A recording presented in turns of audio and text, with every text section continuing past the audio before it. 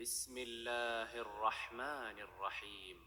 يا أيها الناس اتقوا ربكم الذي خلقكم من نفس واحدة وخلق منها زوجها وبث منهما رجالا كثيرا ونساء واتقوا الله الذي تساءلون به والأرحام إن الله كان عليكم رقيبا.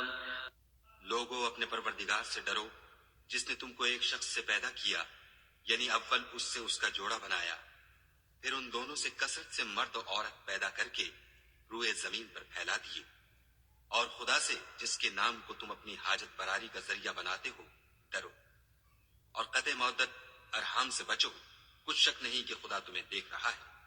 وآتوا اليتامى أموالهم ولا تتبدلوا الخبيث بالطيب ولا تأكلوا أموالهم إلى أموالكم إنه كان حوبا كبيرا. اور یتیموں کا مال جو تمہاری تحویل میں ہو ان کے حوالے کر دو، اور ان کے پاکیزہ اور عمدہ مال کو اپنے ناقص اور برے مال سے نہ بدلو، اور نہ ان کا مال اپنے مال میں ملا کر کھاؤ کہ یہ بڑا سخت گناہ ہے۔ وَإِنْ خِفْتُمْ أَلَّا تُقْسِطُوا فِي الْيَتَامَى فَانكِحُوا مَا طَابَ لَكُم مِّنَ النِّسَاءِ مَثْنَىٰ وَثُلَاثَ وَرُبَاعَ فَإِنْ خِفْتُمْ أَلَّا تَعْدِلُوا فَوَاحِدَةً أَوْ مَا مَلَكَتْ أَيْمَانُكُمْ ذَلِكَ أَدْنَىٰ أَلَّا تَعُولُوا. اور اگر تم کو اس بات کا خوف ہو کہ یتیم لڑکیوں کے بارے میں انصاف نہ کر سکو گے تو ان کے سوا جو عورتیں تم کو پسند ہوں، دو دو یا تین تین یا چار چار، ان سے نکاح کر لو۔ اور اگر اس بات کا اندیشہ ہو کہ سب عورتوں سے یکساں سلوک نہ کر سکو گے تو ایک عورت کافی ہے، یا لونڈی جس کے تم مالک ہو، اس سے تم بے انصافی سے بچ جاؤ گے۔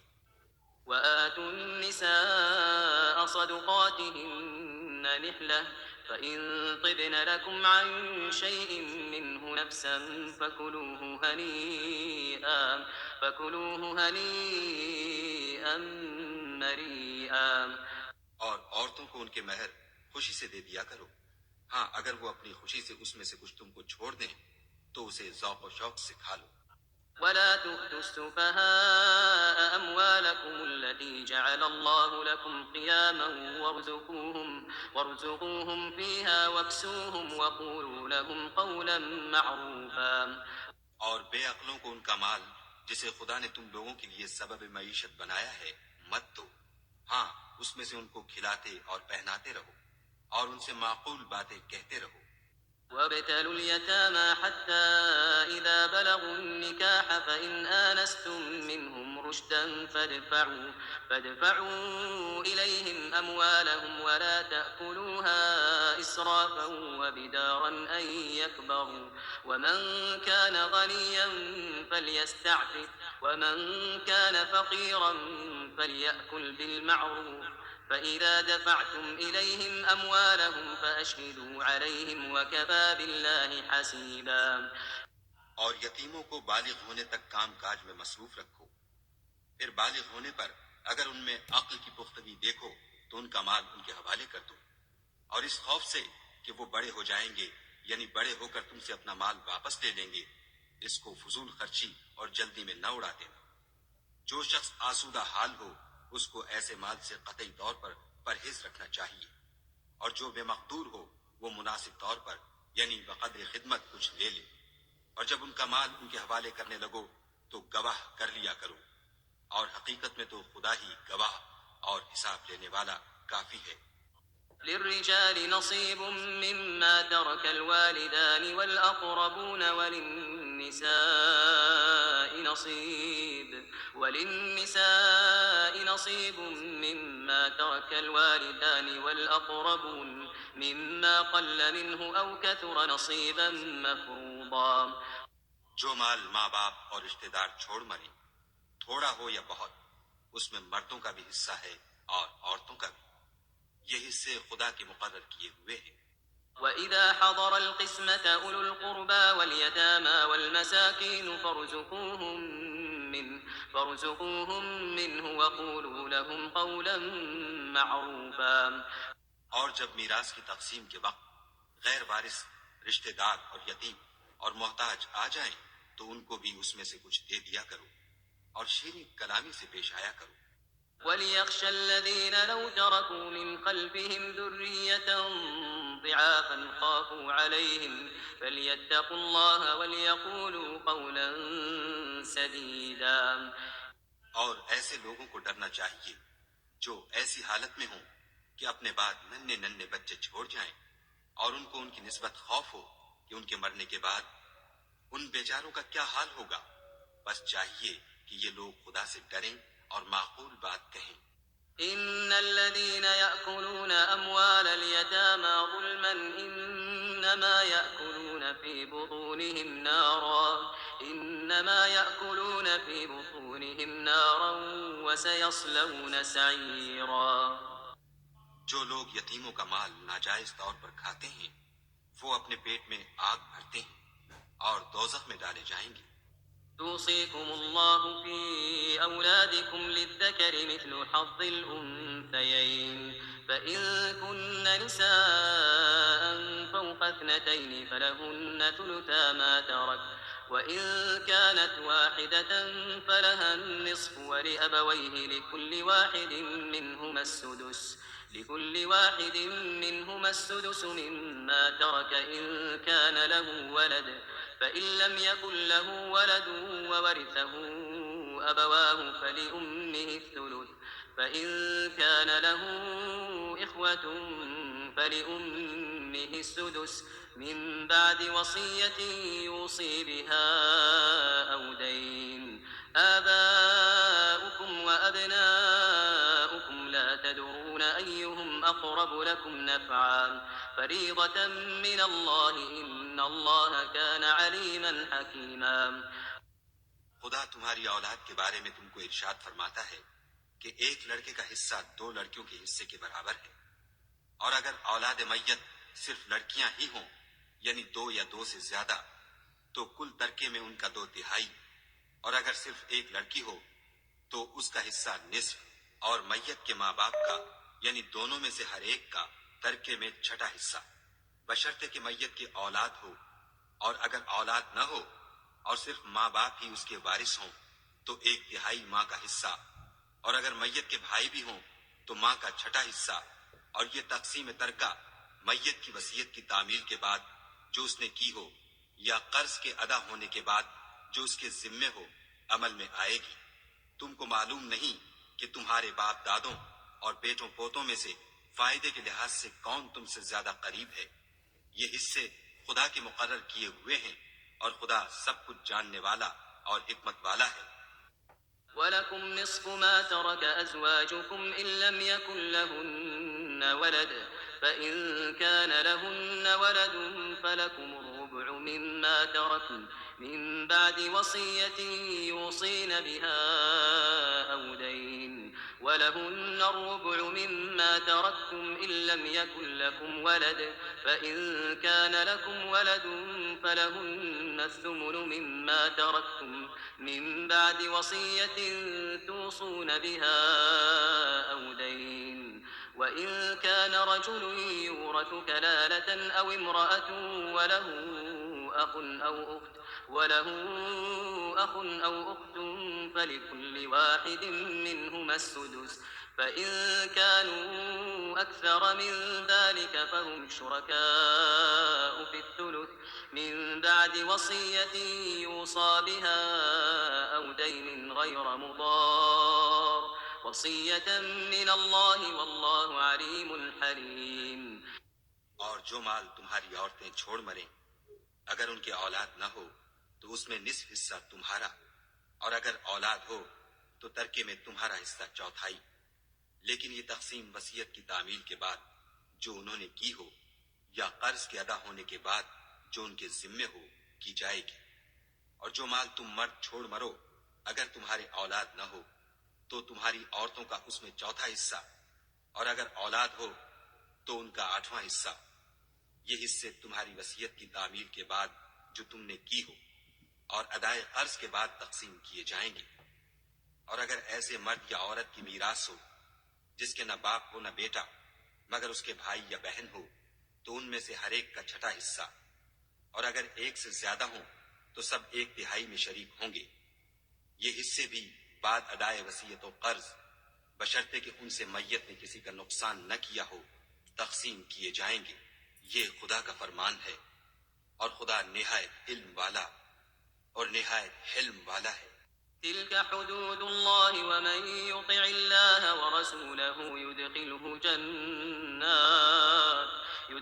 جنات تجري من تحتها الأنهار خالدين فيها وذلك الفوز العظيم۔ تمام احکام خدا کی حدیں ہیں، اور جو شخص خدا اور اس کے پیغمبر کی فرما برداری کرے گا خدا اس کو بہشتوں میں داخل کرے گا جن میں نہریں بہ رہی ہیں، وہ ان میں ہمیشہ رہیں گے، اور یہ بڑی کامیابی ہے۔ ومن يعص الله ورسوله ويتعد حدوده يدخله نارا خالدا فيها وله عذاب مهين۔ اور جو خدا اور اس کے رسول کی نافرمانی کرے گا اور اس کی حدوں سے نکل جائے گا اس کو خدا دوزخ میں ڈالے گا جہاں وہ ہمیشہ رہے گا، اور اس کو ذلت کا عذاب ہوگا۔ واللاتي يأتين الفاحشة من نسائكم فاستشهدوا عليهن أربعة منكم، فإن شهدوا فأمسكوهن في البيوت حتى يتوفاهن الموت أو يجعل الله لهن سبيلا۔ مسلمانوں، تمہاری عورتوں میں جو بدکاری کا ارتکاب کر بیٹھیں ان پر اپنے لوگوں میں سے 4 شخصوں کی شہادت لو۔ اگر وہ ان کی بدکاری کی گواہی دیں تو ان عورتوں کو گھروں میں بند رکھو یہاں تک کہ موت ان کا کام تمام کر دے یا خدا ان کے لیے کوئی اور سبیل پیدا کرے۔ واللذان يأتيانها منكم فآذوهما فإن تابا وأصلحا فأعرضوا عنهما إن الله كان توابا رحيما۔ اور جو 2 مرد تم میں سے بدکاری کریں تو ان کو ایذا دو، پھر اگر وہ توبہ کر لیں اور نیکوکار ہو جائیں تو ان کا پیچھا چھوڑ دو، بے شک خدا توبہ قبول کرنے والا اور مہربان ہے۔ إنما التوبة على الله للذين يعملون السوء بجهالة ثم يتوبون من قريب فأولئك يتوب الله عليهم وكان الله عليما حكيما۔ خدا انہی لوگوں کی توبہ قبول فرماتا ہے جو نادانی سے بری حرکت کر بیٹھتے ہیں پھر جلد توبہ کر لیتے ہیں، بس ایسے لوگوں پر خدا مہربانی کرتا ہے اور وہ سب کچھ جانتا اور حکمت والا ہے۔ وليست التوبة للذين يعملون السيئات حتى إذا حضر أحدهم الموت قال إني تبت الآن، ولا الذين يموتون وهم كفار أولئك أعتدنا لهم عذابا أليما۔ اور ایسے لوگوں کی توبہ قبول نہیں ہوتی جو ساری عمر برے کام کرتے رہے یہاں تک کہ جب ان میں سے کسی کی موت آ موجود ہو تو اس وقت کہنے لگے کہ اب میں توبہ کرتا ہوں، اور نہ ان کی توبہ قبول ہوتی ہے جو کفر کی حالت میں مرے۔ ایسے لوگوں کے لیے ہم نے عذاب علیم تیار کر رکھا ہے۔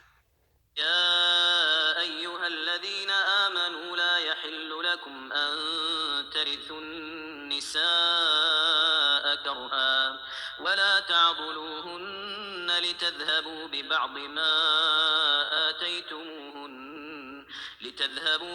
ما آتيتموهن إلا أن يأتين بفاحشة مبينة وعاشروهن بالمعروف فإن كرهتموهن فعسى أن تكرهوا شيئا ويجعل الله فيه خيرا كثيرا.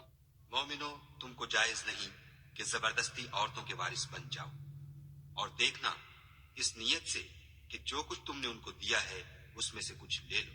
انہیں گھروں میں مت روک رکھنا. ہاں، اگر وہ کھلے طور پر بدکاری کی مرتکب ہوں تو روکنا نامناسب نہیں، اور ان کے ساتھ اچھی طرح سے رہو سہو. اگر وہ تم کو ناپسند ہوں تو عجب نہیں کہ تم کسی چیز کو ناپسند کرو، اور خدا اس میں بہت سی بھلائی پیدا کر دے.